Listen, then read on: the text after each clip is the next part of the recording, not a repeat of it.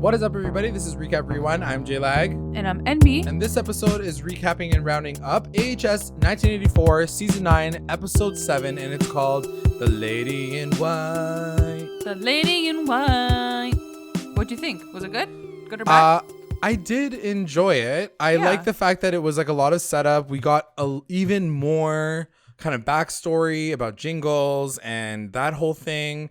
What did you think of the episode? I loved it. I think it was, it was such a fun episode to watch. It was like a mix of like 80s vibes. Yes. And then like, girls kicking ass. A little bit of like a really cute mommy and son storyline. Like we got everything in this episode. We got a lot of things. Yeah, I liked it. So yeah, just to kind of cover off what happens in the episode, it does flash back to another moment in Camp Redwood when it was called Camp Golden Star, and this is like 1948, and it shows the storyline of a kid getting killed by a motorboat, and it's Lily Rabe's kid, like it's her son. She's back on the show. I love Lily Rabe. I'm so happy she kind of like made her way back in. I feel like they only bring her back so she can like scream and cry. Yeah, exactly. If there's anybody that does it better than like Sarah Paulson, it's Lily Rabe. Like she was like screaming. She blames everybody because it was like a full out accident why it happens. She blames everybody, including her surviving son, who turns out to be Jingles, like baby Jingles. Yeah. So you find out that kind of thing. Just covering off like Margaret and Trevor. They're obviously figuring out the whole thing because I'm sure next episode is going to be the full bloodbath. So this episode was all about so Margaret and Trevor are like setting up the whole fucking event on the campgrounds. Like that's what they're trying to like do. Exactly. And by it's almost like Coachella. Like it reminds me of Coachella a little bit. It is. It's like in the desert kind of little campsite, little situation. So the one thing that happens with them is Trevor sees Montana across the street, and he like goes like the area, and they basically like have sex. Yeah. So he's like having sex with a ghost, which is kind of funny. And then also kind of connected to them, one of the band members of this like 80s band gets killed by Ramirez because it turns out that like he also is collecting his soul. Whatever. So Ramirez is back. That's how kind of the episode ends off. But the one storyline that I do want to focus on the most is Donna and Brooke becoming like the best of friends. The best duo we've seen this season. I love these two together. I live for them. So it does start off with like basically Donna being like, do we know why Donna brought Brooke back to life? I think it's all just like her retribution, right? Like since she didn't die, she's just like, I'm trying to make amends. Okay. Like you obviously were innocent in this whole situation. Yeah. And it was funny because like I had not even clocked it all together until I talked to Rob last week, who like shout out to Rob thanks for like stepping in for last week. But he mentioned like, oh yeah, it definitely was Donna who fucking like drugged her and kept her alive and brought her back. Because I had, what do you mean? The first time I watched it, I was like, oh, was it like the devil that like kept her alive? But no, it was Donna the entire time. Anyway, I don't know why I didn't make a connection. When did she drug her?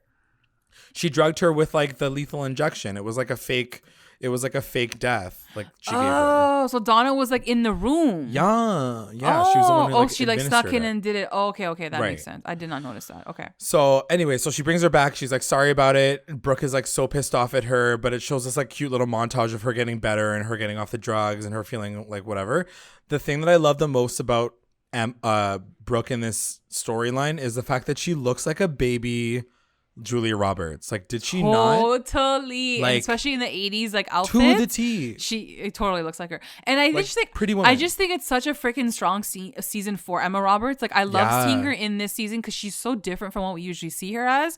And then she's especially like cool seeing her with like seeing her with like Donna and like fucking like jeans outfit. Like they just look so cute, and like they went to the roller rink. Like I was living for the whole vibe of this episode, like between the two of them. Adorable. I loved their scenes together. I love their story, even though it was random. I will say it like was, but it felt so good. I was so good with it. So they meet somebody named Bruce, and they pick him up and they take him to Redwood. Well, he's watching them originally in the ring. Yeah. And I'm like, oh god, here we go. It's freaking Dylan McDermott. Like they only bring back Dylan McDermott if like he's a freaking douchebag in the show. Like he's never murderer. Good. Yeah, he's never good. Situation. He doesn't have a face for like being a good guy. No. So yeah. Anyway, so he ends up being like a serial killer murderer, and they kind of catch on, which I do love the fact that they weren't like, oh no, there's a murderer. Sure. They're like Brooke's like, bitch, I deal with your shit all the time. Yeah. I'm gonna fucking fuck you up. But then all this stuff happens that kind of like fuck them up too. So they get away the first time. He kills a cop that stops them, and he chases after them. Finally, he like knocks them both out, and then he sets them up. So like he's about to kill them. One of my favorite moments of the entire episode is this part of the episode where he's holding a shotgun to Brooke's head, and he's like, yo, you have two choices: drive away and watch your friend basically like fall apart because like she's hooked to the back of the truck, or I kill you right now dead. And so she's like, okay, these are my choices. Let me figure this out. And I was like, what the fuck is she going to do? Yeah. This was so fucking epic. She's like, all right, cool. She fucking reverses, backs the fuck up. Donna at the exact moment, she's like, tuck and roll. So she like tucks down underneath the fucking car. Dylan McDermott's character, Bruce, gets like knocked out. He's like, what the fuck is happening? She like grabs the gun, I think, from like the dashboard. Yeah, and then she like shoots him in the leg or something. And then Donna's out here like ready to choke him out. I was like, fucking love, power, like, women. Wherever this episode turned, I like it because this is all making sense to me. Yeah, I was like, okay, I'm into it. It was so fucking good. They end up tying him to a post. They cut off his fucking thumbs, which I thought was a little extra. I thought what they were trying to do was like, because like they were close to the campground, I thought like they were trying to like put him on the campgrounds to like so that he could come back or like I don't know. But I was like wrong. I was like, I didn't think that they were gonna cut off his fingers and let him die on a post. I thought they were gonna like make him like string along, like he was gonna be the one or that something they were gonna, like that. pull along. Yeah. But they just like let him suffer like by himself. Anyway, some other storylines that happened this episode. All the ghosts are like fucking pissed at everything, and you kind of find out what their storyline is once Jingles comes back into Camp Redwood. Yeah, because Jingles' storyline with Lily Rabe is really like the foundation of like where all this started, because I think after that it's where like the first massacre ever happened on the campground, so that energy and that like whatever those evil spirits kind of just like lingered from that moment on. Right. But I found it very interesting that like Jingles was at the forefront of like the origin story. I was like, oh, I didn't expect that at all. They really twisted him around, so like you totally thought that he was the murderer the entire time, and then they kept giving him new layers, and I loved it. I was so into the fact that like you find this out. And you know, Ryan Murphy loves the mom storyline, so like the fact that like he had the mommy issue storyline was like, of course that had to come in at some point, right? I love that you always call that out because I always forget, and then you find it in every season, and I'm like, oh my god, there it is. Oh yeah, there's the mom and the son and that whole. I don't know if they've they've done the mom and the son for sure. Yeah. For every single season. Yeah, for sure. So the ghosts are pissed at him, but then he kind of explains himself, which we'll talk about in a second. But before that, their goal is essentially to kill everybody at this party. So then these paranormal, like it'll become a paranormal site, and then someone can set them free, like let them go, because they're like, being a ghost is cool, but like I'm bored out of my mind. Like I hate it. Like it's so stupid. And like everybody's there. It's like the mute fucking 70s ghosts over in the corner, and then there's like the guys who dressed up as Jingles who got killed. Like all the ghosts are there, and they're like ready to wreak havoc. So next episode is gonna be a full out bloodbath. I'm kind of excited. And then the big, as we keep talking about, the big storyline is Jingles' mom kind of revealing herself as the woman in white who's also a tortured soul. She's like the OG tortured soul. Yeah. And it turns out that she was the one that went and did the first massacre first time she around. whispered into Margaret's ear to be like, go kill them? Is that what she did? Yes, but even before that, like first she kills everybody like in her real time, like when when her son dies. Yeah. And it was good. By the way, this kid died in the worst way possible. Like this worst way possible. It gave me so much anxiety. Run over by a fucking motorboat. I hated it. Well, it was so stupid because like the kid's swimming And like literally like 3 feet away, an idiot's in a rowboat, like starting his motor. I'm like, do you not see the kid that's like literally right in front of you? Like, and then the brother's like, stop, like don't do it. And it's like crunching noises. I was like, ew.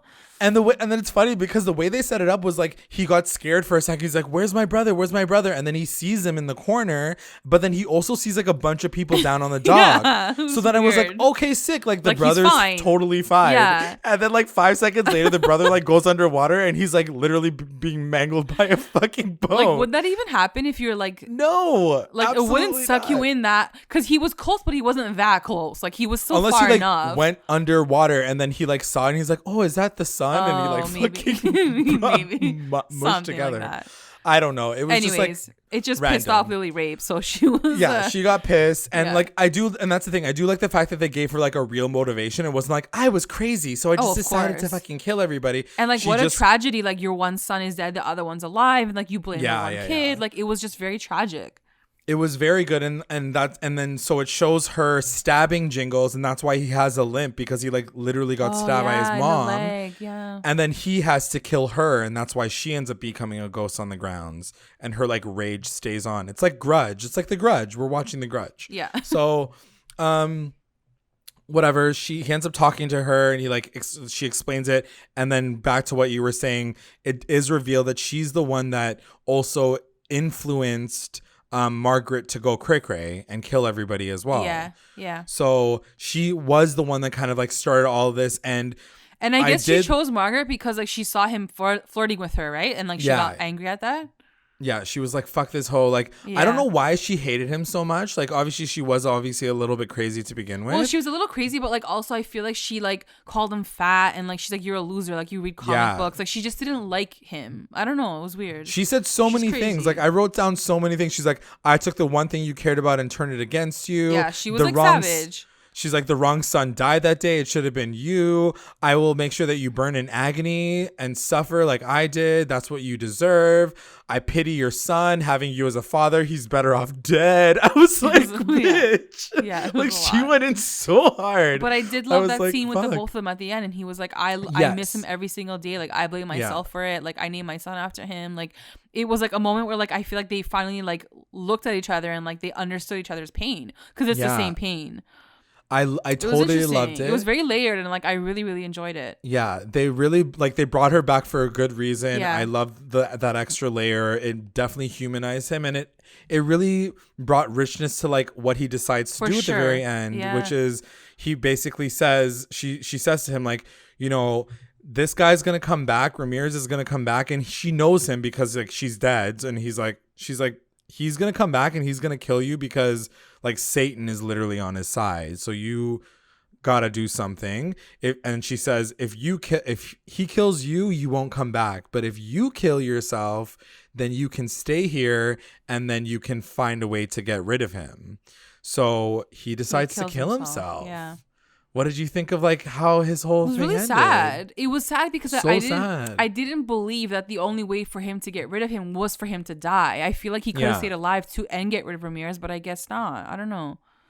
I was a little like, why is there this huge focus on Ramirez being like the vessel of like darkness? Like I think that like in real life he definitely was like one of the only big serial killers at that time who like specifically said it was Satan who told him to do the certain things and like kill people, and he was a huge like Satanist and all that kind of stuff. So I guess they obviously amped him up to like a level that he's like supernaturally crazy, but but also like why I didn't think that Ramirez was gonna be like the issue. Like me too. Not at all. Like, what about Margaret? What is gonna happen to her? Like, she's obviously gonna get her shit too. Something's gonna happen to her as well. For sure. But we'll see. Anyway, that was the episode. Let us know what you guys thought about it. We did a really quick roundup on it, but all the pieces are there. Like for this next big, is it the finale next episode? I think there's only 2 more, if not 1 more. I don't think they're even going to 10. Yeah, I don't think it's going to go to 10. I think 9 episodes. I think maybe. Yeah, 9 episodes. So I think like I think they said this is the shortest like season of all of AHS ever. Wow. For I don't know why. I guess like the story is almost done. Like what else do you need to talk about? Yeah. All right, let's get into our recap roundups. Recap roundups. Best moment. My best moment, I think, is gonna go to Dee Dee and Brooke roller skating. I think it was so cute. It's like one of those moments that I treasure because it is 1984 and like AHS 1984 and like I want that 80s vibe. Yeah. And the music was cute and like they were just cute together, like acting together and like they were giggling. Like I just liked it. I sure. liked the whole vibe. I think, and that's the thing. I think the one thing that we have to keep reminding ourselves, and like we did rag on the season in the beginning of it because we were like, why is it like this? Why is it set up like this? But then you remember, yes, it's 1984. Then you have to ask yourself, why are we in 1984 if you're not going to exploit the fact that it's 1984? Yeah. And yeah, seeing a moment like this little montage of them roller skating and having a cute time, I was like living for it. It was so cute. It was so well done. My best moment is gonna go to another Dee Dee and Brooke moment, but it's not that one specifically. It's that whole sequence of them getting the revenge on the serial killer that tried to kill them. Because I thought it was so badass, like Dee Dee ducking under the car, Brooke being a badass and cutting off his fingers. And it was very like action packed. Like it was very like the whole season has been action, but it's been like in darkness and like it's just been stabbing and murdering. Like this was like different. Like it was very intense and very sunny. I don't know. It was like cool to see two girls like kick ass and like. And I also do love the fact that they like stay together at the end of it all. Like. Like Brooke is like, she's like, peace out. I'll see you. Thanks for everything. Like they really have like a very beautiful heart to heart with each other. And then like, Dee Dee's like, you know what? I'm gonna come with you, girl. Like I'm gonna do this. And I was like, I love you guys. I love you guys so much. Love you guys. WTF moment. What was your WTF moment? WTF moment, I think, was the whole Lily rape storyline and just seeing her in the beginning and like seeing how that all like went down. I love the fact that they took us even further back to like 1948 or whatever it was. Like that was really cool. I was like, holy shit, like how far back are we gonna go? It wasn't really like shocking, but I liked it and I didn't think I was gonna like see that. So it's funny that you mentioned that they kept like they went back to the 1948 thing because it's true. This season is specifically called 1984, but this season we've jumped back and forth between timelines probably like 3 times already. And I'm like, why didn't we just stay in the year that you guys said this show was going to be about? Yeah, it's true. Anyway, whatever. It's just a kind of on a side. My WTF moment is going to go to the killer storyline with Dylan McDermott kind of randomly showing up. It was very random. It was very random, and I was like, what the fuck is happening? I'm not going to say that I didn't enjoy it thoroughly. I fucking loved every moment that Dee Dee and Brooke were on screen dealing with this situation, but I was also like, why in episode 7 are we watching this whole thing go down? I did like how they connected it because he was like, I'm trying to get up there, my numbers up there with like Ramirez, and like maybe one day I'll be like Ted Bundy. Like I appreciated that connection because I was like, okay, like there's all these idiots out there at that time trying to be like these like these like crazy serial killers. So yeah, that was kind of cool. But also it was just kind of like randomly put in, but it was cool. I liked it. MVP. Who's your MVP? MVP is the same as yours. It's gonna be Brooke. And Emma Roberts. I think she's absolutely killing it this season. I love her this season. It's something that we've never seen from her before, and just like Brooke as a character is like a boss ass bitch. So she's so cool. Yeah. She definitely is mine as well. LVP. Who's your LVP? You know what? You have a really good LVP and mine's not even going to top it. So I want you to say yours first. So my LVP, I had to like rack my brain because I was like, everybody was kind of a winner this episode.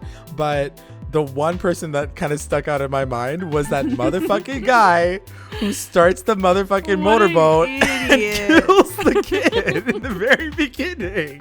I was like, are you fucking dumb? How did you even like do that? He's properly? Literally in your viewpoint. Like you can see him splashing around. Like how the fuck? And he didn't even waste any time. Like he's like zhong, like he turns it on right away. And like the kid, like Jingles is like, yo, what the fuck are you doing? My brother's down there, and he's like, turn it off. I was like, what's wrong with you? You deserve to die by Lily Rabe's character. Yeah, they all deserve to die. Actually, that's a good point. Like even the lifeguard. The lifeguard was such a loser. Like losers. Anyway, all of you losers. All of them are LVPs. Yeah. The best line. What was your best line? I didn't have a best line. Okay. Well, I have 2. One of them is when Dee Dee is getting help from Oh my God, Bruce. that one's so good. Yeah. And she's like, once a guy has gone under my hood, he's not a stranger anymore. I love her lines. Her lines were like they amazing. give her some Yeah. they give her some solid ass lines. And Yeah. like I love her too. Like she's a great actress. Is this the first season she's been in for AHS? Yes, because she was in Pose. Like she's a character okay. in Pose, and then she transitioned to the show. Oh, okay. Cool. And the another one that I really liked that Montana says when Jingles is like, how does it feel to be a ghost? It's just her delivery, because Montana's so like, it's like how Billy Lord delivers the line. She's like, it's actually not that bad. There's like this constant feeling of emptiness and longing. But that's pretty much how I felt like when I was alive. So It's more like it's actually not that bad. Yeah. There's a constant feeling of emptiness and longing. But that's pretty much how I felt when I was alive. So yeah, that was That's how you solid. gotta do That's it. a solid interpretation. Is that That's a good exactly Billy how Lord? it sounds. I fucking love her. Like, even though that, like, you know, like you said, this was Brooke's episode for sure. Yeah. But and even though I love like even her storyline with Trevor, like it's so cute but random, Yeah. but like still so cute to watch. all they want to do is have sex now. Like, it's Yeah. adorable. And that is the end of our roundups, guys. We have a few announcements at the very end of this podcast. The first one, obviously, is we have a contest running right now, and if all you need to do is leave us a review at Recap Rewind on iTunes, and you'll be entered into a contest for a chance to win a $50 Amazon gift card and a pop socket. And all you need to do is comment and rate on our iTunes page, and you'll be entered in the draw. The contest ends on December 11th, where we will be drawing one lucky winner. So enter. It's free and fun. I would like to take this time to thank our patrons of the episode, the Rewinder Squad. We got White. We got our Lit Rewinders, Tina Ann, Sarge, Serena, Slay, and Kate, and our Mommy Rewinders, Becca, Sarah, Tamala, and Grace. And if you would like to join our Patreon family, check us out at patreon.com/recap_rewind. If you join, you'll get access to all things Recap Rewind, exclusive contests, content, and updates. And also make sure you guys are checking us out on all of our socials, Instagram, Twitter, YouTube, Facebook, and you can also find us on Google Podcasts, Spotify, and iTunes. Like, subscribe, follow, review, and comment to stay engaged with us at Recap Rewind. Thanks for listening. Bye. Bye.